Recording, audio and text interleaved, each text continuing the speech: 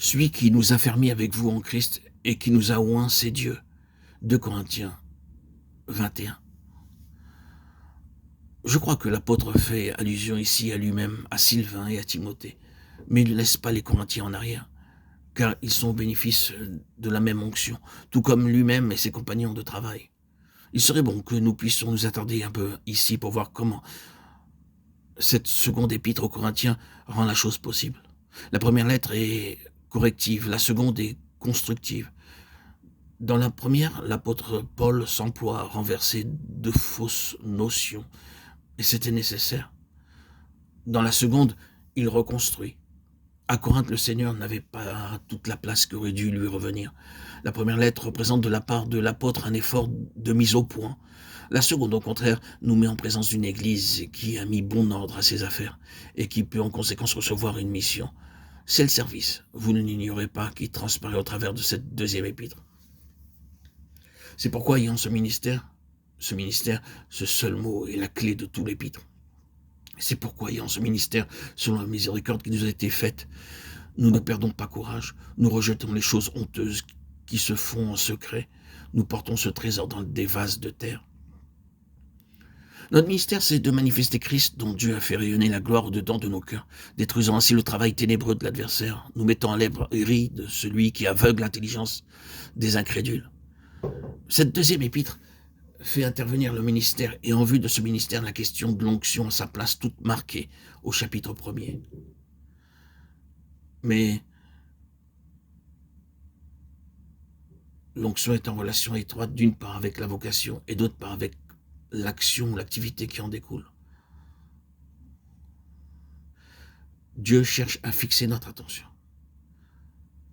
Et tout d'abord, sans sortir des généralités, il y a une chose qui nous paraît claire, c'est que le dessein de Dieu a des aspects infinis et offre à notre action presque autant de possibilités différentes qu'il y a de croyants pour le réaliser.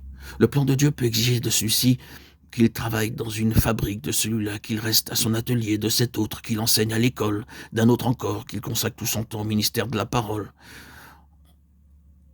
auprès ou au loin. Nous pourrions ainsi passer en revue toutes les vocations que les enfants de Dieu sont appelés à remplir sur cette terre et découvrir que chacune d'elles est en relation d'une sorte ou d'une autre avec un des aspects du plan éternel de Dieu, à condition naturellement que les intéressés soient à la place qu'ils occupent de par la volonté de Dieu. Il en résulte que chacun d'eux peut avoir et doit avoir une pleine bénédiction de Dieu, s'il est à sa place dans une école, dans une usine ou dans un ménage. À cet égard-là, ceux qui travaillent dans ce qu'on est convenu d'appeler le ministère n'est pas plus favorisé que les autres. L'onction, bien aimée, peut aller à la cuisine, à la ferme, n'importe où, pourvu que ce soit de Dieu, et ce soit Dieu qui nous ait appelés à la place où nous sommes. L'onction n'est pas moins indispensable là que dans n'importe quelle autre situation.